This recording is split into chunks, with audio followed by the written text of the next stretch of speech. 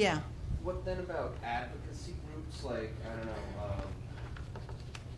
Well, I'm an advocacy group, and there are things I can't do.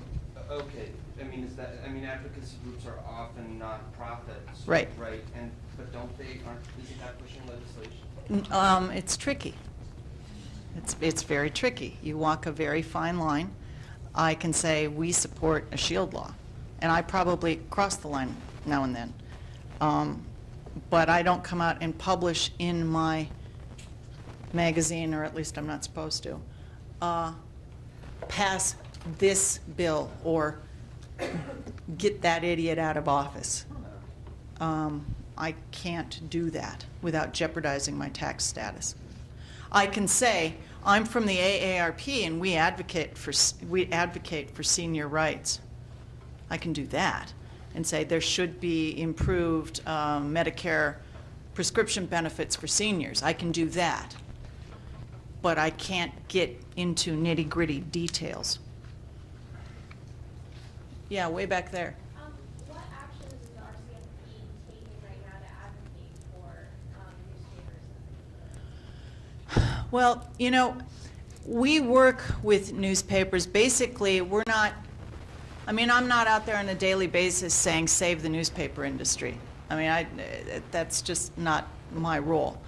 What we are doing is saying, if you can't pay for your own staff attorney to look this over, we'll give you some guidance. We can't litigate on your behalf because we're not licensed in Idaho. But we can help you maybe find a young volunteer, eager lawyer who probably doesn't have any business right now anyway, and would love to cut his or her teeth on a FOIA case.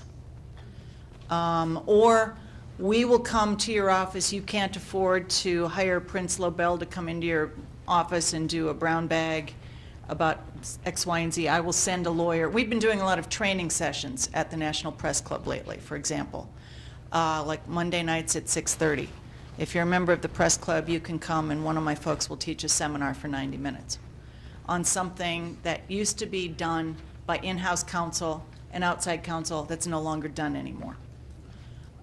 We're doing a lot of amicus briefs, and possibly, I think if you were to ask the general counsels at a lot of these media companies what's the most valuable thing we've done lately, is we've brought them together and said, we're going to sponsor an amicus brief, or we're going to sponsor an intervention, and then I get on the phone and I go, the New York Times says they'll give $1,000 to help this WikiLeaks thing if I can get Hearst to also contribute $1,000, and McClatchy says they can maybe give us $500, and you cobble it all together and you find a lawyer in that jurisdiction who will do it just for costs.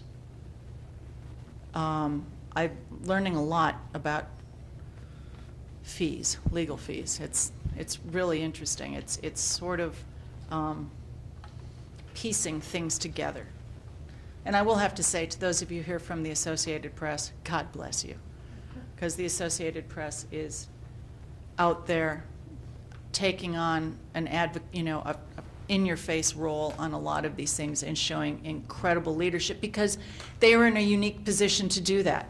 Almost everybody belongs to the Associated Press, so you don't have to worry about a lot of turf battles.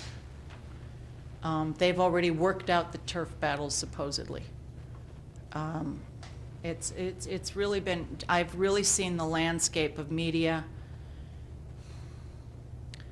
who's willing to do what in this area. People are looking toward the greater good rather than to just competitive forces, particularly over the last 5 years.